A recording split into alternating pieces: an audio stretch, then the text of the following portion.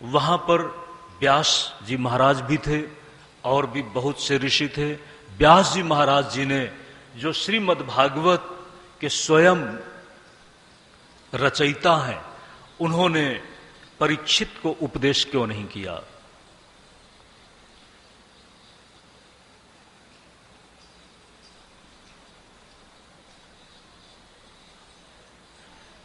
परीक्षित पूरा का पूरा विराग की भूमि में है।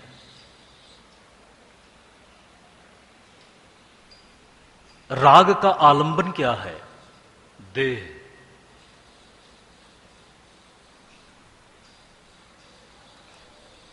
देहाध्यास। परीक्षित का देहाध्यास टूटा तो नहीं है, लेकिन देह मैं नहीं हूं और देह के साथ अब संबंध नहीं रहेगा मेरा, यह तो उनको निश्चित हो चुका है। इसलिए ध्यान देना सज्जनों, परीक्षित संसार की संपूर्ण व्यवस्था से अपने मैं को, अपने अहम को अलग कर चुके हैं।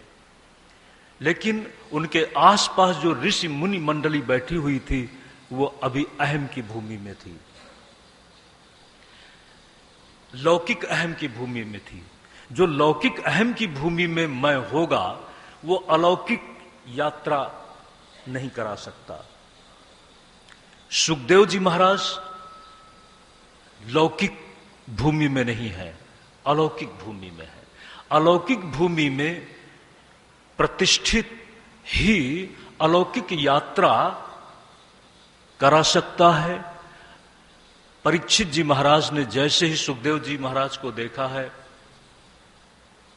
सभी ऋषि मंडली जब सुखदेव जी महाराज को देखती है तो इसी के साथ वह उनकी प्रतिभा से हतप्रभ सी हो जाती है। आसन आदि देने के साथ सुखदेव जी महाराज के सामने सृष्टि विषयक प्रश्न किया है, ये संसार क्या है, संसार का कर्ता कौन है, संसार का सृष्टा कौन है। और उस संसार के सृष्टा को हमने सुना है ईश्वर, ईश्वर के रूप में ही है भगवान कृष्ण। भगवान कृष्ण का मतलब है, तात्पर्य है एक अवतार।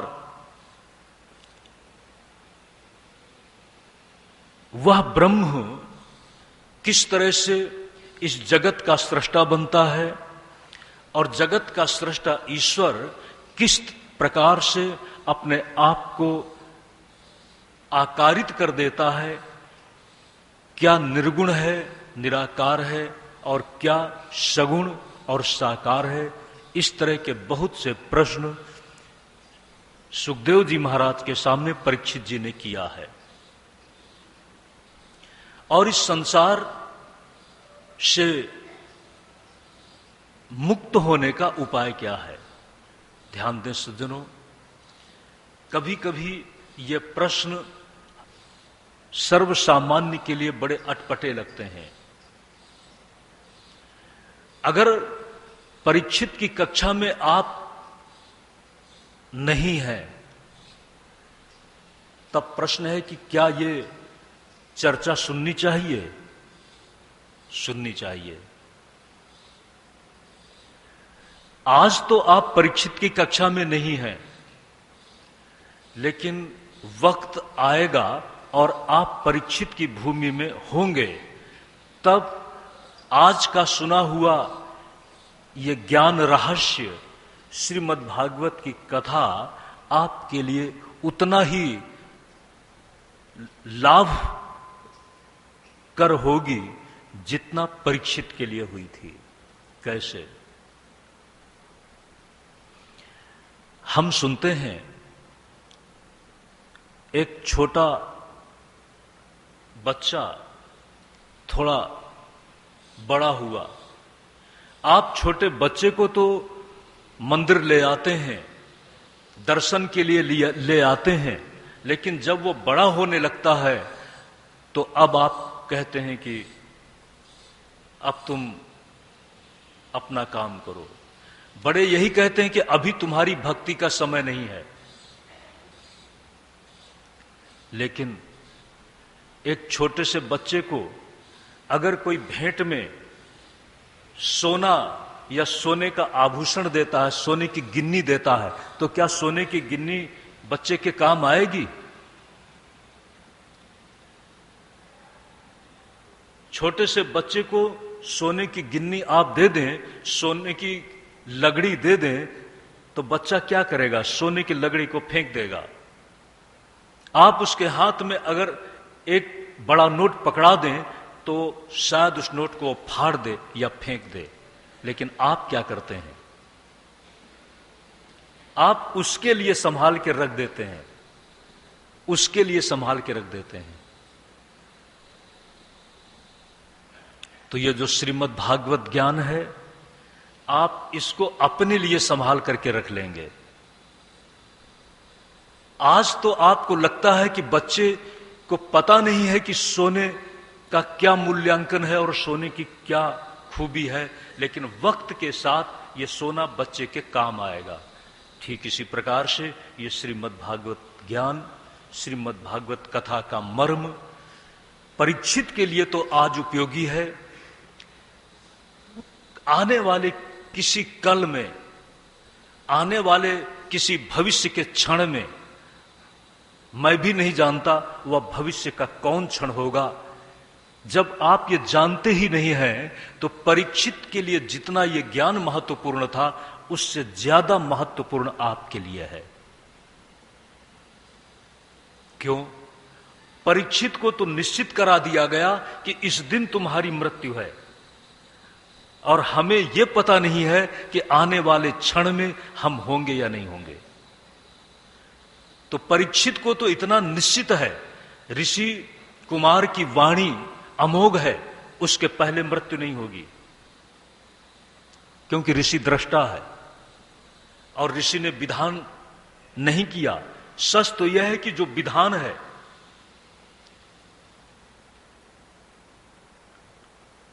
उस अज्ञात विधान के अनुसार ही ये सारी व्यवस्था बनती चली जा रही है। इसका थोड़ा सा अनुसंधान करेंगे। जिस समय परीक्षित को श्राप मिला, सर्पदंश से मृत्यु होगी, यह समाचार फैल गया। एक मंत्रविद कश्यप नाम के ब्राह्मण ने सोचा कि हम परीक्षित को बचाएंगे, सर्प के काटने के बाद भी हम परीक्षित को जीवित करेंगे। और वह इसी उद्देश्य से महाराजा परीक्षित के पास जा रहा है। जब तक्षक को पता लगा तो तक्षक वेश बना करके मनुष्य रूप में सामने आया और कहा कि आप कहां जा रहे हो, जल्दी जल्दी कहां जा रहे हो। वो कश्यप ब्राह्मण जल्दी जल्दी जा रहा था। क्यों जल्दी जल्दी जा रहा था? परीक्षित को बचाने की भावना तो थी, लेकिन उससे ज्यादा उसका लक्ष्य था कि परीक्षित को बचाने के साथ हमको पुरस्कार में बहुत बड़ी धनराशि मिल जाएगी। जब व्यक्ति को कहीं पर लाभ दिखता है और कहीं हम लाभ से वंचित न रह जाएं, तो वह जल्दी जल्दी चलता है, जल्दी जल्दी चलता है। अगर प्रसाद की बात सुनाई पड़ गई तो प्रसाद से क्या मिलेगा? कभी कभी मैं भक्तों को देखता हूं, बड़ी अनूठी बात है। उस प्रसाद में है क्या? थोड़ा सा प्रसाद, लेकिन उसके प्रति इतना लगाव कि हम कहीं प्रसाद से वंचित न रह जाएं। इसके पहले कि प्रसाद खत्म हो, हमें प्रसाद मिल जाए, इस भावना से भक्त दौड़ पड़ता है। प्रसाद से स्वाद की पुष्टि होगी ऐसा नहीं है। प्रसादे सर्व दुखानाम हानिरस्यो पजायते। प्रसादे, अगर सभी दुखों का नाश है तो इसी के साथ तो परम प्रसन्नता है। प्रसाद में प्रसन्नता का रहस्य छिपा हुआ है। इसलिए भक्त प्रसाद के प्रति लालायित होते हैं, ध्यान दें, दौड़ के प्रसाद ले लेते हैं। वह कश्यप ब्राह्मण जल्दी जल्दी चल रहा है, जल्दी जल्दी चल रहा है, तो तक्षक वेश बदल करके सामने आया। कहां जा रहे हो, इतनी जल्दी क्यों कर रहे हो? आपको पता नहीं है? क्या बात है। परीक्षित को सर्प डसेगा और इससे परीक्षित की मृत्यु होगी, ये ऋषि कुमार श्रृंगी ने शाप दिया है। मैंने ये निश्चय किया है कि परीक्षित को मैं जिलाऊंगा अपने मंत्र बल से। तक्षक ने कहा, बेश बदला हुआ है कि आपके मंत्र बल में इतनी शक्ति है कि आप परीक्षित को जिला लेंगे? हां। कैसे माने? कोई प्रमाण?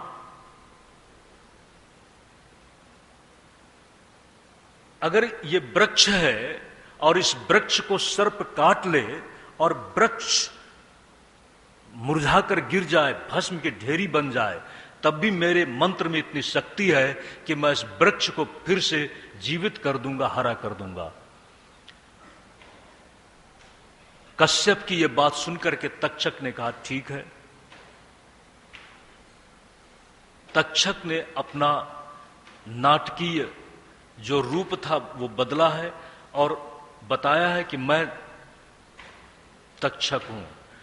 उस वृक्ष को डसा है और इसी के साथ वृक्ष विष के प्रभाव से जल करके भस्म हो जाता है और कश्यप जल लेता है और मंत्र से अभिमंत्रित करके जैसे ही जल छोड़ता है, वह भस्म की ढेरी बना हुआ वृक्ष फिर से जीवंत हो उठता है। तक्षक उस समय कहा, धन्यवाद, तुम्हारे मंत्र बल की शक्ति मैंने देख ली, लेकिन आप परीक्षित को जिलाने का इतना आंतरिक भाव क्यों रखते हो? उसने कहा, मुझे प्रचुर धनराशि मिल जाएगी। तक्षक ने कहा, परीक्षित को जिलाने का संकल्प छोड़ दो, क्योंकि परीक्षित का अंत सुनिश्चित हो गया है। सर्प के द्वारा डसा जाना और डसे जाने के लिए ऋषि कुमार के द्वारा शाप दिया जाना और शाप देने के पीछे जो परीक्षित का दुराचार था, महर्षि शमीक को मरे हुए सर्प के द्वारा गले में डालकर अपमानित करना, ये सब विधि का निश्चित विधान है।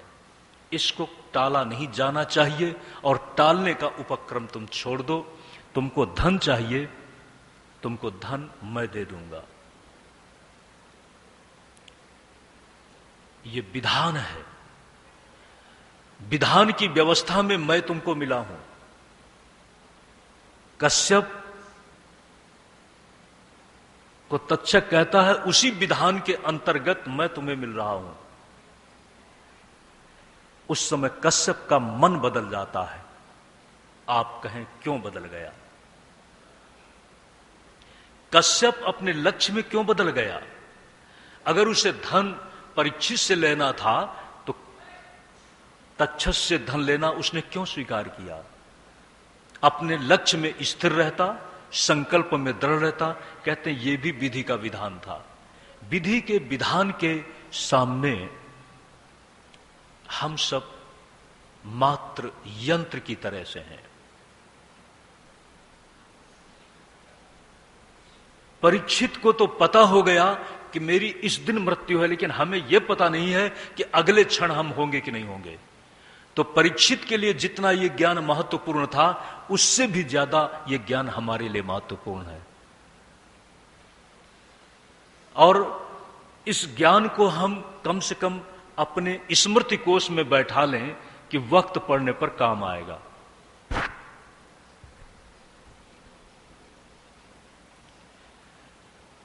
परीक्षित जी ने जो प्रश्न किया है कि जब संसार छोड़ने का समय आ जाए तब क्या करना चाहिए, उस समय सुखदेव जी महाराज ने भगवान के रूप का वर्णन किया है। भगवान का चिंतन करना चाहिए। भगवान का चिंतन कैसे करेंगे, कहां करेंगे? इसके लिए शरीर में ही आपने सुना है, आसन से बैठ जाएं। आज आप सब योग शिविर में जाते हैं, और योग शिविर में आप क्यों जाते हैं? ध्यान के लिए जाते हैं। योग शिविर में आप ज्ञान के लिए जाते हैं। योग शिविर में आप इसलिए जाते हैं कि हम बीमार हैं, ठीक हो जाएं। जितने ये योग शिविर लग रहे हैं, मैं समझता हूं ये सब बीमारी ठीक करने के लिए। और अगर शरीर बीमार होना है तो सज्जनों बीमार तो होगा ही। औषधियां निश्चित ही कुछ समय के लिए लाभ देंगी, लेकिन उनकी भी अपनी एक मर्यादा है। आचार्य शंकर ने कहा दीर्घ रोगो भव एव साधो। ये संसार ही रोग रूप है। योग शिविर में गए, कुछ श्वास की प्रक्रिया में थोड़ी सी साधना की, प्राणायाम आदि के रूप में, बड़ी अच्छी बात है। कुछ आपने आसनों का प्रयोग किया, बड़ी अच्छी बात है। लेकिन ध्यान दें, यह ध्यान की यात्रा नहीं है। और ध्यान ऐसा नहीं है कि आप ये कह दें कि मैं ध्यान में बैठ गया और ध्यान लग गया। किसी से पूछा क्या कर रहे हो, वो कहता है ध्यान कर रहा था, ध्यान लगा रहा था। ध्यान लगाना का मतलब है कि अभी आप ध्यान की दिशा में शुरुआत कर रहे हैं। शुरुआत करने के लिए आप बैठ गए। ध्यान दें सज्जनों, कल आपको बताया था ज्ञानात् ध्यानम विशिष्यते। संसार में जब भी आप किसी वस्तु विषय में जानते हैं तो जानने के साथ आपको प्रयत्न करना पड़ता है, और प्रयत्न आप शरीर से और मन से शुरू होता है। शरीर से और मन से। शरीर से जब बोल रहा हूं तो इसी के साथ इंद्रियां सक्रिय हो जाती हैं। समनस्क इंद्रियों के साथ जब प्रयत्न होता है तो वह प्रयत्न समय की व्यवस्था में सार्थक होता है। लेकिन अगर संसार की तरफ आप नहीं हैं, संसार अब आपकी इच्छा का विषय नहीं है। कल्पना करिए, एक महात्मा और महाराजा परीक्षित। एक महात्माओं के बीच में बैठा हुआ था।